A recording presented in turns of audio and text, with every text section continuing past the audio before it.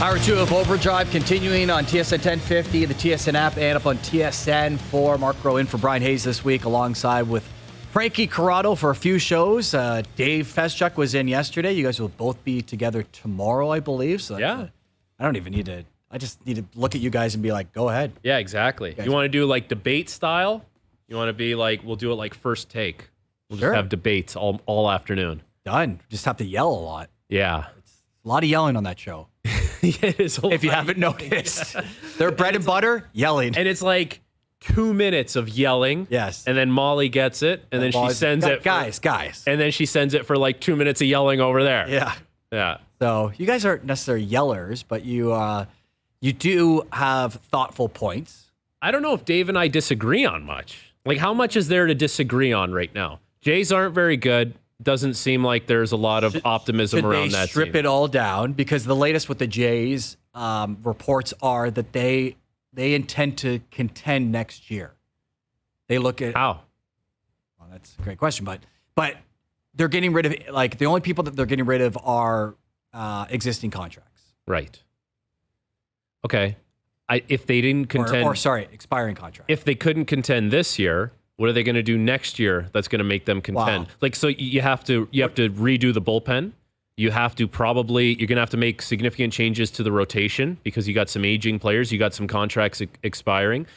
This whole thought process of the hitting, the offense is going to come from within. That hasn't come to fruition now basically 2 years in a row. So you're going to have to go out and make some signings and do something substantial in that regard. It just seems like that is a lot of stuff to do to turn it around in 1 year. So I don't know like where that timeline comes from, if that's something they've said internally, but they're almost better off saying that there's no expectation at this point than saying that next year they're going to be competing. Competing for what? Wild card spot? Well, that's the best case scenario. It would obviously take a very active offseason. It would take a lot of players having bounce back years, notably Bo Bichette. A lot of things would have to fall in line. And it's also, when you're talking that way, then the implication is Ross Atkins is back as the GM, right? There's no guarantees there. Is John Schneider back as the manager? I was having this talk with someone. You know, when Schneider got hired and Charlie Montoyo got fired, it was almost like, do you remember when Sheldon Keefe took over from Babcock? Yeah. And it was like, the boys are on the loose now. We're playing run and gun, defense are involved. And that first game they played, I think it was in Phoenix, in Arizona. Mm-hmm. And it was like the defensemen were everywhere. It was totally different. And it was going to be this very aggressive, very different, progressive style of play. When Schneider took over, that was the big thing. It was, we're going to be aggressive on the bases. We're going to be aggressive offensively. Have we seen that? Like, is that a trademark of this team? It doesn't look much different than when Montoyo was here now. Like, we have enough sample size. Well, and things have been taken out of his hands a bit in the sense of, here's how we're going to build our team. And this is the recipe that we believe will lead to success. Run prevention, defense. You know, obviously you got to put the ball in play. You need good starting pitching. You obviously need a good bullpen, which they have not gotten, and the starting pitching has not been as good as last year, which we all said would probably happen just because it's so tough to expect the starting rotation to be as good as it was last year. Okay, and so you say that maybe there's things that have been taken out of Schneider's hands. If that is the case, has that maybe prevented other good managers that have come available from coming to Toronto? Like, is that something that people look at and say, not interested in that. I want to run my own ship. I don't need someone with a computer telling me that I got to follow this pitch count and, abide by this, abide by that. Well, the next manager internally is Don Mattingly. So if John Schneider is fired tomorrow, not saying that's happening, Don Mattingly would be the manager, at least an interim manager. And if they're bringing in someone, say they can get Alex Cora out of Boston, he would obviously want to know who's running this team. And if it's Ross Atkins and it's, the DNA of this team is not what he likes, that he can easily say no because he would have all the leverage. That's when you're trying to bring in a manager who's going to be one of your stars, then suddenly they're calling the shots. I have a hard time with, if it's Ross Atkins, what has Ross Atkins done that was his full autonomy? You know, like I don't know. I don't know. What, because Shapiro's there? Right. I don't. I obviously don't know the relationship. I don't know the hierarchy of how things work there, the communication line. But if Ross Atkins did something, is it because Shapiro, signed off on it, or he wanted to do it, or he said, let's go out and do this? Is he? I don't know. Like how much is he actually doing, Ross Atkins, or how much is he carrying out what Shapiro's vision for the team is? Yeah. Well, it's a very different situation than when it was Paul Beeston and Alex Anthopoulos, where Beeston was obviously a baseball guy and it was a lifer, but Alex Anthopoulos was running that team. He was pulling those trades. He was bringing in David Price and Troy Tulowitzki and a couple of years earlier was making all the splashy deals with the Marlins and go and get Mark Burley, it didn't work. It didn't work. But okay, so it didn't work. They realized it didn't work, and they pivoted somewhere else, and they had some success. They play in the ALCS. At this point with this team, you're failing to win the wild card game or the wild card series, ALDS. Does this group kind of see that it's not working now, and do they pivot and go somewhere else? Yeah. They have to. They have no choice. Like, how much longer can you just stay the course? Yeah, it's that's the frustration with the organization at the moment, and why.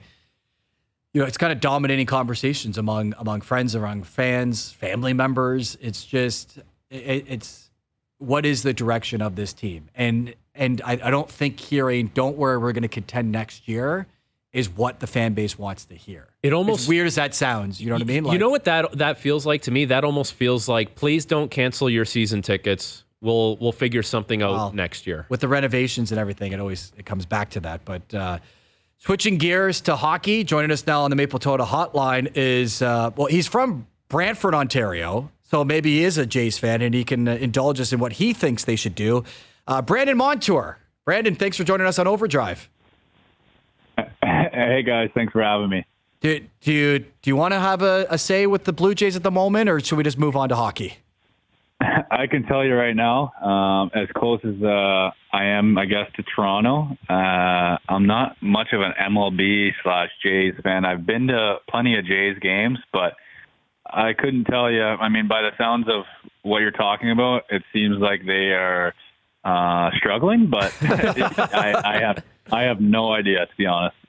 Well, I think by the tenor of our voices, I think we're representing what the fan base is feeling at the moment. So we want a little more positivity. So that's why we brought in a Stanley Cup champion and a guy who just signed a big deal, joining the Seattle Kraken. It's, I'm sure, been a whirlwind few weeks. Have you been able to take a breath after all of this? Yeah, it's been a crazy 2.5 weeks, that's for sure.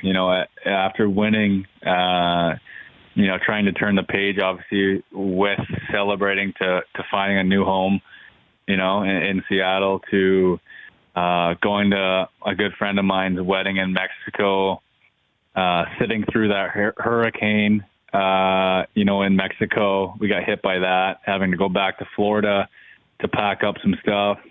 And then, finding my way finally. I live up north, up in Muskoka, so we live up here. So we're here now, hanging out, but leaving to go back home tomorrow because myself and Henrique have a golf tournament on Friday that we host. And then next week, I have my day with the Cup on Wednesday. And then I have a wedding right after that. And then my wife and I were going to fly up to Seattle to find some property. And then I guess all August, we're back up north here to chill out. So it's been a crazy, I guess you can say 5 weeks total, but obviously wouldn't change that for the world. I can't imagine what you've gone through in such a short period of time. You go from winning the Stanley Cup to, talking with other teams about, your future playing for them. And I'm sure that can't be an easy situation, but you end up signing a $50 million deal with the Seattle Kraken. What's, I guess, other than the money, what's the sales pitch from Seattle as far as what they're trying to do and how you fit in there? Yeah, no, I mean, I spoke to, management, a number of players, players in the game that have played, Seattle more than myself, or have played Seattle in the playoffs, just to kind of get their experience, get the grasp of, for me, since they've been in the league, I've only played them a number of times, so not too familiar, but, even just the hockey, fan of me, seeing, obviously this is a sports city, but a new team like Seattle coming in, and you can see the passionate fan base that they have. And, you can't be, nothing but excitement with that. But, just talking with the players, the management, and the direction that they want to be in, where I fit, I feel like I fit really well in that group and what they're trying to do there. But, we weren't happy with, how their season went last year, and obviously not making playoffs. No team is, but, the year prior, making the playoffs, losing in, close to being in the conference final. So the personnel that they have, plenty of winners, guys that have won, in the past. So, experience with that, but they're hungry to get back and to win. And, not just the players being hungry, but, their new staff going in, their management that, they're in that point where, they got prospects coming up, but, they want to win. They want to push that organization, as quickly, as they can, to get to that, that point, or, just those runs that you need as, as a team and an organization. But again, looking back at it, a big thing that was really cool is to win the Stanley Cup with Florida, and having Florida win their very first Stanley Cup, and see everyone experience that together. Thinking about Seattle, to have the chance to do that there and to be their first Stanley Cup excites me. And, that was a really cool thing, and cool thing that, myself and my family really thought about, and, a big reason why we picked Seattle. Brandon Montour, Seattle Kraken defenseman, joining us on Overdrive. I'm sure with everything that you've accomplished recently, you've been reflecting on the journey that you took. Why is it so important for you to take the Stanley Cup back to Six Nations in the community that, is so proud watching you win a Stanley Cup? Yeah, I mean, that's where we grew up. That's where my brothers grew up within that area. We obviously have, tons of family within, not even just Six Nations, but, that's where my parents live. That's where, we spend a lot of time. But from Windsor to, obviously shouting out these places, but Windsor to Tilbury, where we grew up, and, we went to elementary school. We spent 8-9 years in Tilbury, just along the highway to, I have people coming from Windsor to Tilbury to London. I have people coming from California, Florida. We got people coming from everywhere. But, obviously Six Nations is cool because that's kind of where, we originated. And to have the Stanley Cup there for the very first time will be super cool. And I'm excited to kind of see, the turnout and how many people actually come. And I know it's going to be big, but it's going to be fun for not just myself, but my family and, everyone in the area to kind of experience that together. And, I'm looking forward to that.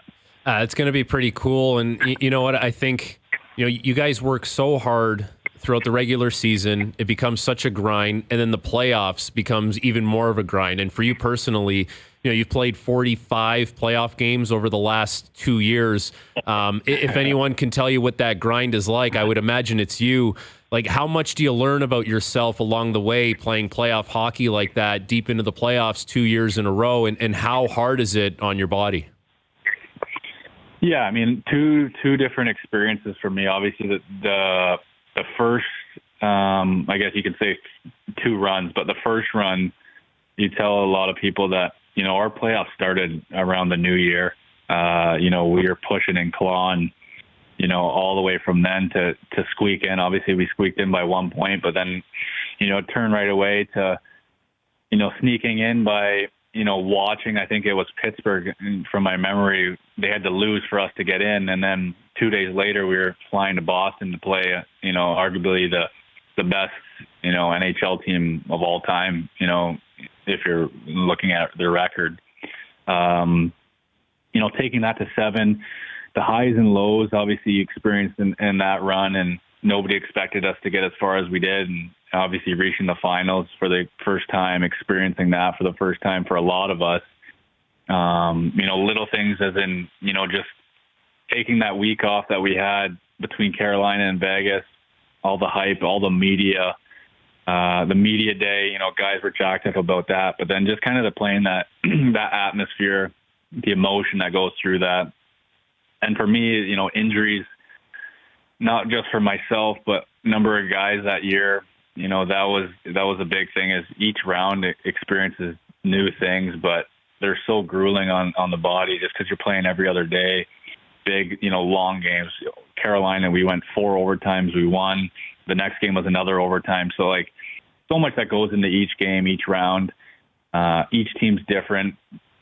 And then this year, again, every team that we played were, arguably the best teams in the league this year from, what I think. And to experience the teams that we played, playing in MSG, playing against Boston again, our rivals in Tampa, that was a big thing of, we believed that we needed to get by, you can say the head of the snake in the Lightning and kind of overcome that team and, kind of take that over. So, after we did that, obviously excitement, playing Boston and just the history that we've had over the past, and then New York, same thing, President's Trophy winners, playing in MSG, obviously New York City, the hype of that. And then, heading back to Canada and Edmonton, that's another exciting team. Obviously the best players in the world are on that side. And the excitement of, being them. And, guys were hungry this year and, playoffs showed, and we continued that all through playoffs. And obviously, the outcome ended the way it did.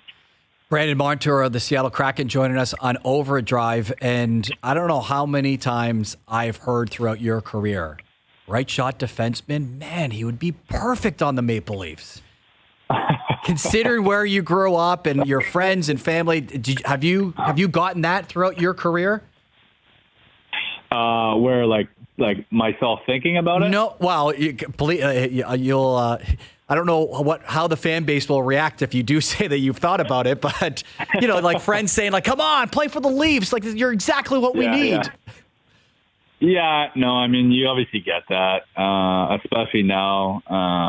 Just little things of me being up north right now. Even my neighbors, friends and neighbors have caught wind of. I'm not much of them in the media, but people obviously watch that. Fans of the Leafs, fans of Canada.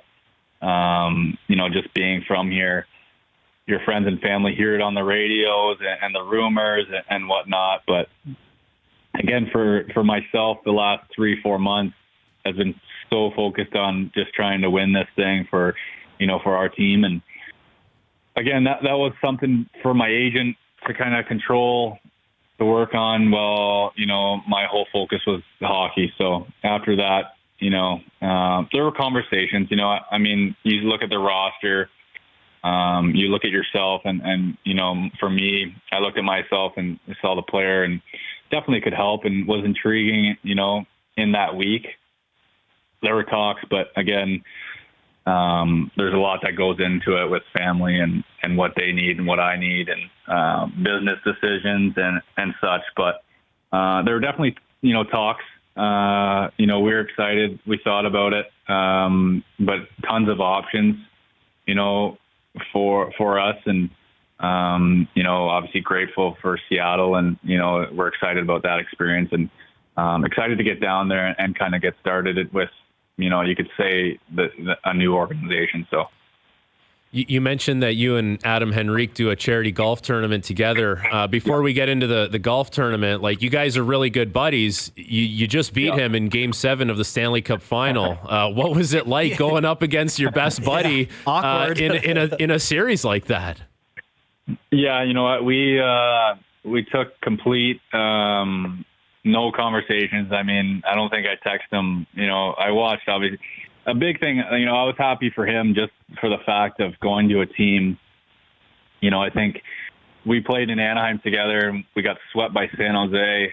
I don't even know what year it was, but before then, he only made the playoffs once, and they made it far in Jersey. But I was happy for him just to get that opportunity to get traded to a team that could contend and play games, meaningful games. And it just so happened that, I guess we had to get through, one of another, to win. But a really cool moment for myself and him and his family, my family, and to experience that together. And, unfortunately one of us had to lose and one of us had to win. But again, if it was the other way around, I'd be so happy for him to win. I'm sure he is as well. And just to kind of experience that finals, for, Burford, Six Nations, Brantford, the whole area back home was obviously rooting for both of us. And, a very exciting moment, a cool moment in both of our lives that, our families will remember and, we'll remember for sure. It's funny. I'm on the Henrique Montour Foundation.com website, and the first picture when you go on the main site is Brandon Montour, smile for Hollywood, or I guess Seattle in this case. And then you got Adam Henrique with the most hockey grin of all hockey grins with his tooth out and everything. Like, he couldn't put in a fake one for this picture, could he? I don't even know what photo you're talking about, but to be honest, his family and my family, my mom and one of my close buddies, they control the whole thing. And, we show up, obviously Adam's got no teeth, but we show up smiling and kissing babies and, they do the rest. So, obviously thankful for having the support that we have that, can control all of that. And tell us what you're raising money for. Yeah, just close, people or organizations that are in need back home. Burford, Brantford, Caledonia, Six Nations, obviously.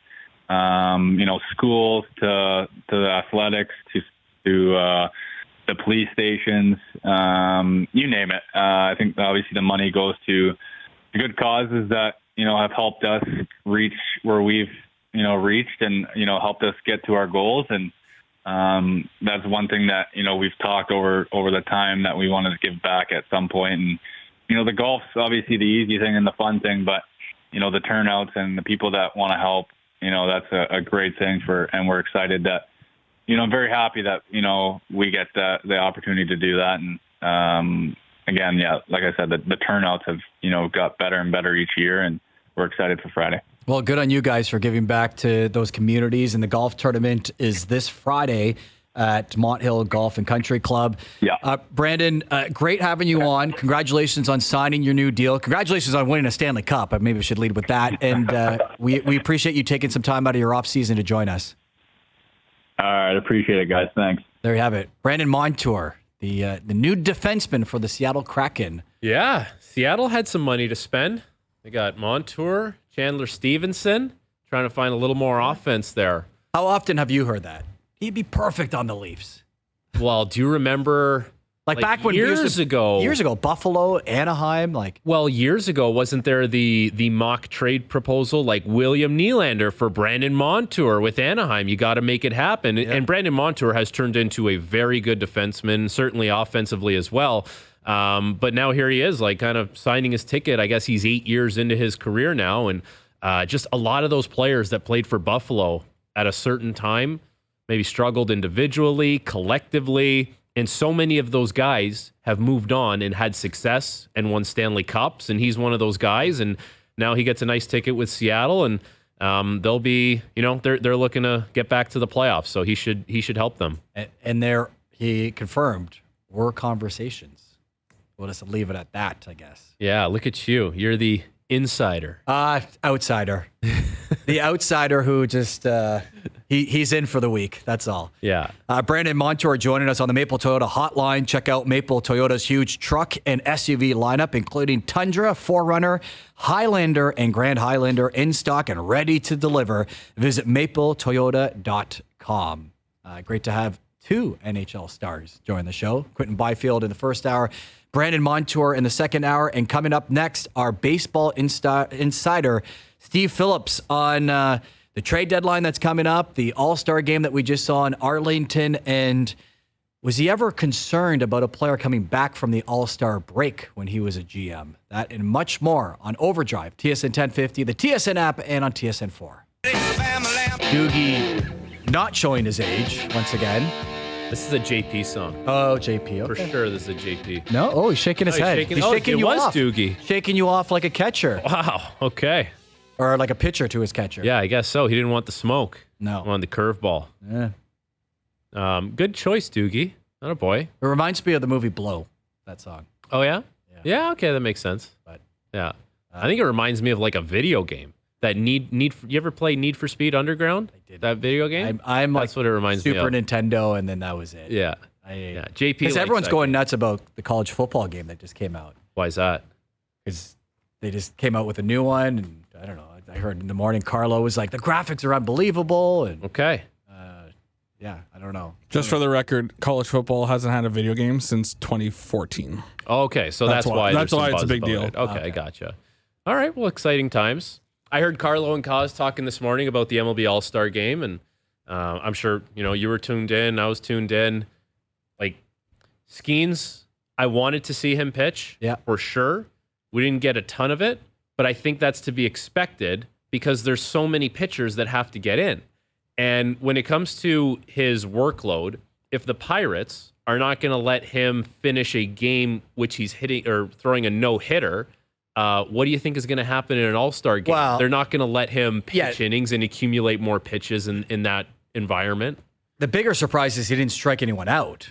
I think we all knew he was only going to pitch one inning, and we got the Aaron Judge versus Paul Skeens matchup, but it didn't really result in what we are maybe hoping for, whether it was Judge taking him deep or whether it was Skeens striking him out. But it's interesting because we have this kind of lull in the season, which the regular season will continue at the end of this week. So it's a break for a lot of players, and you know what that's like in the NHL season. Players go to Mexico for a few days or the Dominican. What kind of shape are they in afterwards? And are GMs worried about stuff like that? And with more on everything going on in baseball right now, our baseball insider Steve Phillips joins us. Steve, great to chat with you. Can I start there as a GM?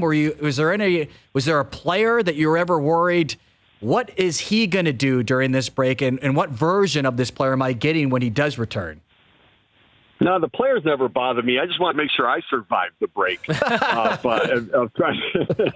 So, yeah, I honestly didn't worry about it because, the grind of the baseball season, you get close to 90-some games already into the year, right? We're well beyond the halfway point. They're worn down. And so they're not in let's go party mode.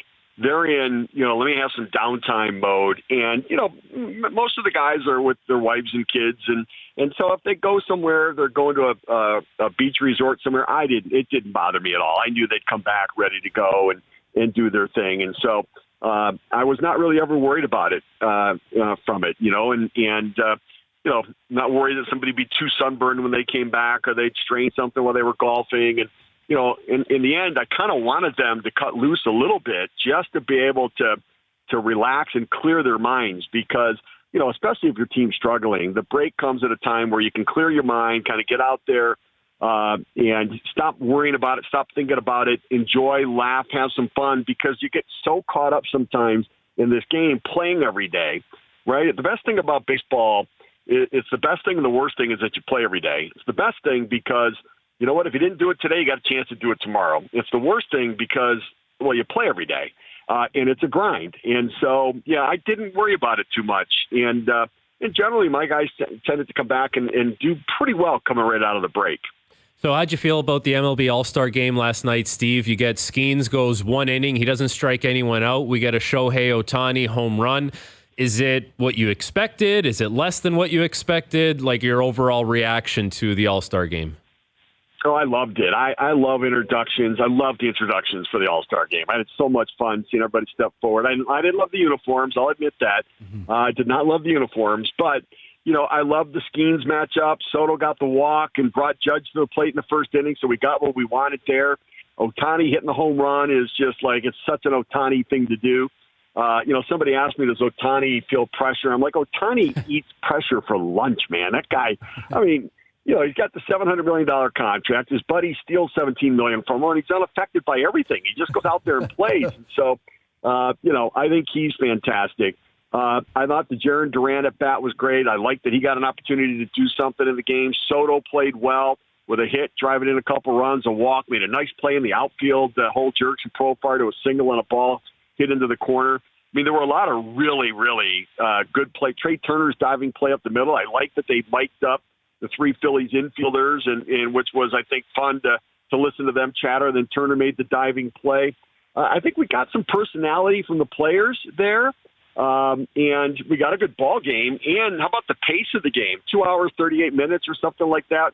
Fastest All-Star game, I think, since 1988 is what I heard. And so I think that all of it I thought was really an enjoyable watch. Our baseball insider, Steve Phillips, joining us on Overdrive. And now with the All-Star game over, Steve, the focus is on the second half of the season and the trade deadline, which will be in less than 2 weeks. For the Toronto Blue Jays, it's sounding more and more like, unless it's an expiring contract, that they're going to keep their guys. When you look at and you evaluate this organization from top to bottom, what they're doing on the field at the major league level, what their farm system is like, is that the approach that you would take as they try to regroup and be a contender in 2025? Yeah, it is. Yeah, I would trade the expiring contracts and anybody else who's underachieving on a multi-year contract. So if there's a deal to be made, maybe a bad deal, bad money for bad money contract, or there's a George Springer trade, I'd consider it and see what's out there. But I don't suspect they're going to find that right now. It's more of an off-season deal sometimes to make those deals work. But in the meantime, while I'm looking to sell, I would look to buy. I think they have to be a buyer and a seller. I mean, you've got a market with motivated sellers, with players that are available that aren't going to be free agents next year, but they're players who have controllable contracts. I don't think you can wait until the offseason to try to get access to those players. You got to access them right now. And so I personally think they need to sell and buy. They should be in on the Garrett Crochets. They should be in on Taylor Ward, outfielder from the Angels. They should be in on Luis Robert from the White Sox and Jazz Chisholm and try to bring some of those guys in. Ryan McMahon would be a nice pickup for them. Left-handed hitting third baseman. That's what they need. They need balance to their lineup. Chisholm can bat left-handed. You've got, you can bring in two left-handed batters now. You're going to have to give up talent in your minor league system to do it, but you can replenish it with some of the trades you're making, and you're going to probably give up more than you bring in because we're talking about bringing in some more impact position players. But I really do think that they're going to keep Bichette. You're going to keep Guerrero. You've got, Kirk coming back behind the plate. You've got Varsho under control and Springer under control. You got to go get a center fielder. You got to find an everyday third baseman. And I think that there's some of those available. You've got to be a player. And if they could land even Chisholm or McMahon, one of the two left-handed bats, it would go a long way to helping them rebuild and be ready for next year. I guess, Steve, it all sounds great in theory, and this is something that we hear from the Jays so often. They were in on this, they were in on that, they just missed it. Like, really what it comes down to, they need to execute off the field, and they need to execute on the field. It's not happening on the field this year. Is it realistic to expect that other teams will value what they have in the minors, and they're willing to give up these players and send them to the Blue Jays? And can that actually make the difference and turn things around in 1 year for this team? Because they say they want to compete next year. It seems like there's a lot of work that needs to be done between now and then. Yeah, I think that it is threading a needle. There's no question. It'll be threading a needle, especially in a market with a lot of buyers.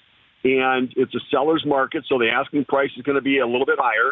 But part of what you're getting is you're getting the player, for what he could be for you, but you're also keeping him away from your competition. So I think there's some part of that they have to understand that, sure, the asking price is going to be high, but at every turn when the asking price was high, they went in a different direction. I mean, they tried to get Ohtani, and I think they would have done the $700 million deal that he got. But, the Bellinger market, and I get why they backed out on Bellinger, but, they pivoted to Kiermaier when the Bellinger thing came back to a price point where I think they might have made a deal if they could. And so, I think that they've got a lot of work to do. There's no question about that. And I think that you've got to start the process now. Even if you don't get it, you've got to play the game. And you're not going to get anybody if you don't try to get them. And so if I'm the Jays and Ross Atkins, I am in there and I am inquiring to buy as much as I am offering to sell. Steve Phillips, our baseball insider, joining us on Overdrive. So which team faces the most pressure at the deadline to improve their club? I think the Yankees right now. I think the thing about the Yankees, they're sort of fading. They're fading fast, and I think Brian Cashman is faced with needing a starting pitcher, needing relief help, and offense.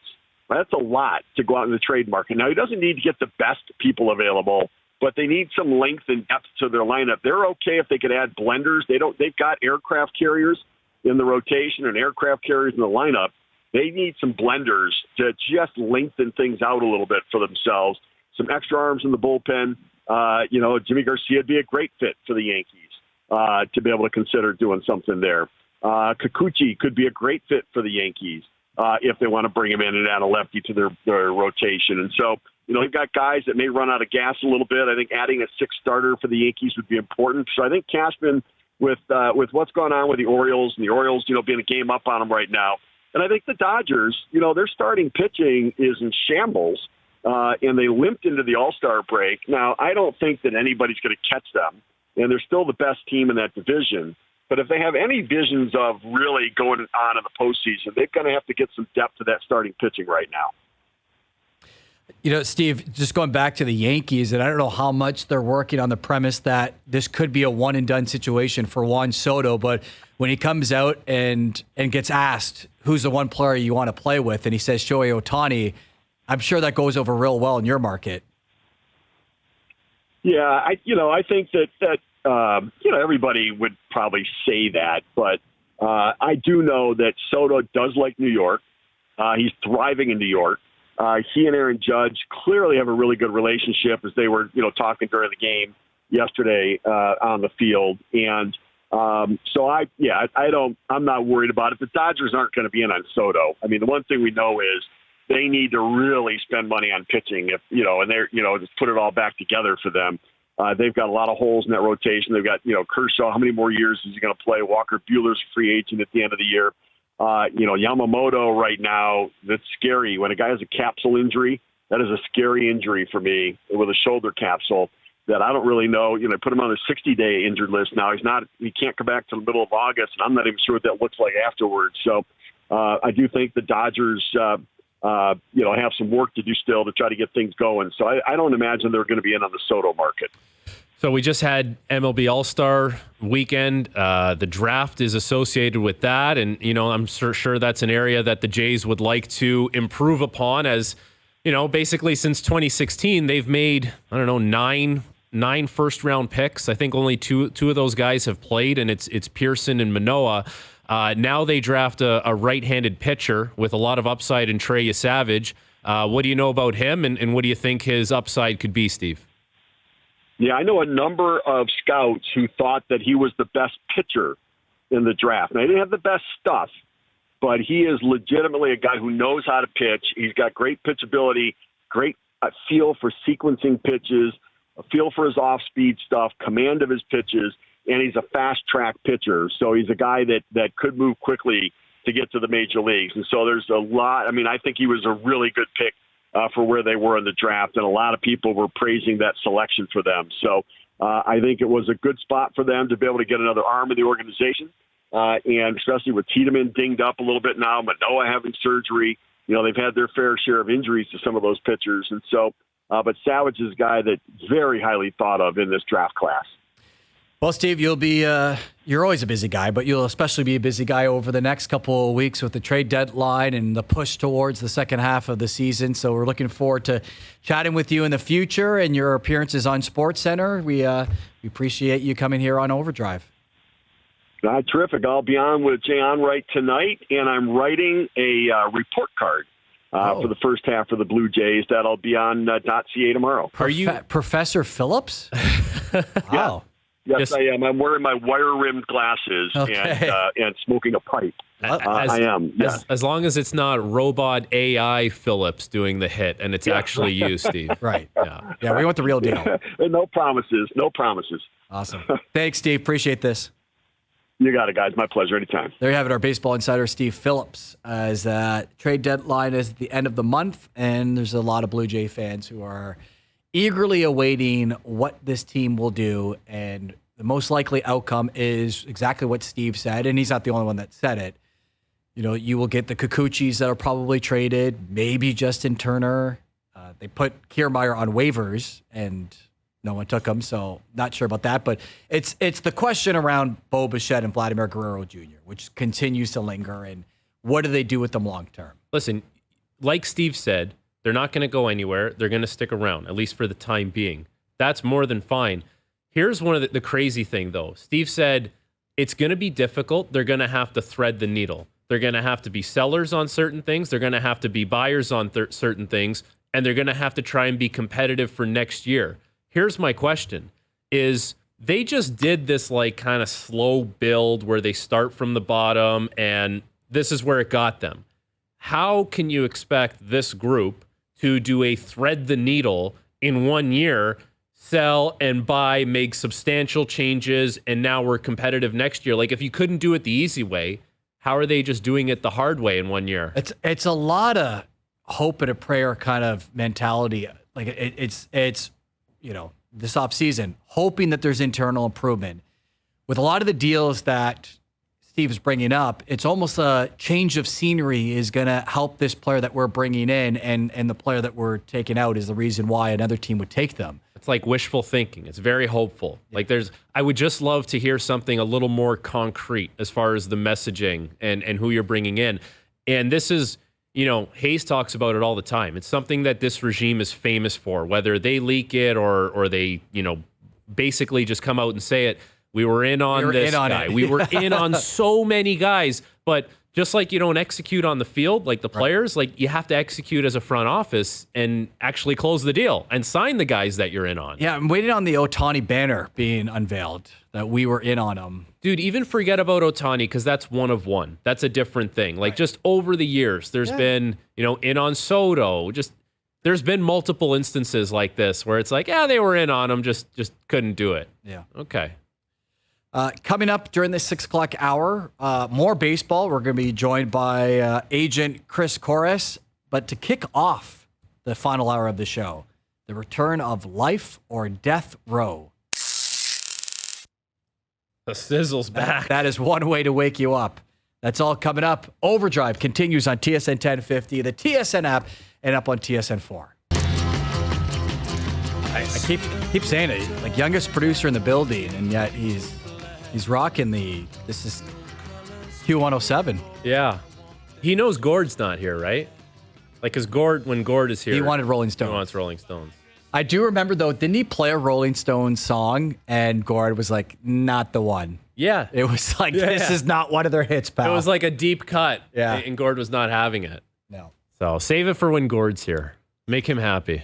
Green Day makes him happy. That's right. I wouldn't have thought, I only know Stones and Green Day. From doing like Leafs lunch with him and stuff. Okay. Big Green Day guy. Really? Yeah. I don't envision Gord at like a Green Day concert jumping around. I don't know. Maybe at the concert, the jumping around part, I don't know if I. Yeah. But. Can you imagine Gord in like a mosh pit? Mosh pit no, Gord? I can't. No, yeah. No. Were you a mosh pit guy at any concerts? No. No. I'm trying to think. Like I've been to a handful of concerts, but not. I would say I'm probably below the average. But I went to Lollapalooza in Chicago. Yes. For a bachelor party back when my group of friends could do bachelor parties like that when we didn't have kids. Or like even just the mental stamina to do something like that. A 3-day, that looking back at it now, I'm like, I don't know if I could pull it off. No. That was a lot of fun. Yeah. Best concert I ever went to was the Foo Fighters. I actually saw them twice. Saw them in Toronto at the amphitheater, saw them in Vancouver in a stadium. Like their concert didn't change from outdoor venue to indoor venue. Like it was unbelievable both times. Nice. And Dave Grohl was hurt. Like he had hurt himself on that tour. So he had this like big throne with all the guitars behind him, and he had like the air cast. Oh yeah, I remember he was playing with the air cast. But like 3-hour show, didn't stop, didn't take a break. And I guess at the amphitheater, this would have been the case back then. I don't know if it still is. Like there was a curfew, like the concert had to be done maybe at 11 or something like that. And he comes on, he's like, we don't care about the curfew. He didn't say we don't care. Like you can imagine what he said. He's like, we're going to keep going. And they kept going for like another 15, 20 minutes. And there was no encore. It was just, we're going to play all the hits. Yeah. We're going to play the best songs. We're going to keep you going home happy. And we're out of here. Yeah. And it was great. Great concerts. Well, this is the time of the year where Budweiser stage, whether you're into the lawn or the seats, but this is this is the time to do it. Yeah. Joe from the Bridge just said that he was not a mosh pit guy, but he was a foam party guy. Oh, I could see that. Yeah, I could see that with the glow sticks. Definitely some kind of sleeveless attire something that's glowing in the dark or for sure. Or barely any attire. Yeah. Anyways, Joe from there was a group of us that came from they were the Richmond Hill Italian. We didn't call them the Italian mafia. But you hung out with the Italians though. Like with my friend, his high school buddies from Richmond Hill, and we didn't see them for most of the festival because they were at like the EDM stuff. Right. Yeah. No, and you know what? Like even the concerts that I've been to, no, I'm not into the mosh pit. Don't want to be down there. I want to have like a seat. People are coming out bruised, bloodied. Yeah, I don't need that. Give me a seat. I don't even need to stand the whole time. I'm good to sit for a little bit. Okay. And there's a lot of hockey players up in Muskoka maybe going to Kita Bala. Oh, for sure. That venue. Yeah. You ever been? No? I have been. Okay. Yeah, it's a good time. Sam Roberts always plays up there. There's like I feel like there's the regulars that kind of Mitchell. They like making the rounds up there. Little patio lanterns for you. I don't know if Doogie's playing any of that, but what we will be playing coming up next, Life or Death Row. It's been like over a year since we've played this game. Looking forward to that. That's coming up on TSN 1050, the TSN app, and on TSN 2.